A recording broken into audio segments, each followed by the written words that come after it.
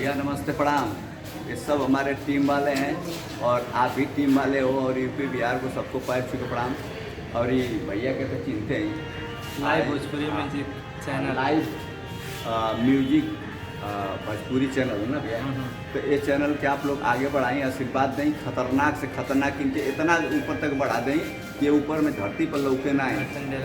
हाँ भैया जी, और ये भैया जी पूरा टीम, भैया बताओ ना टीम में भैया खूब प्यार दुलार आशीर्वाद देंगे कि यो एकदम गदगद हो जाए। आप लोग को प्यार पाए खातिर बहुत परेशान रह रहे भैया लोग।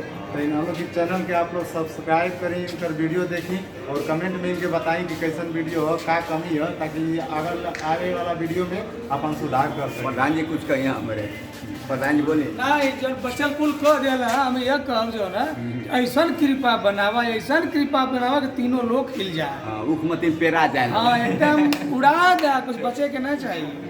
ठीक ना भैया, एकदम आशीर्वाद बनैले रहिया भैया।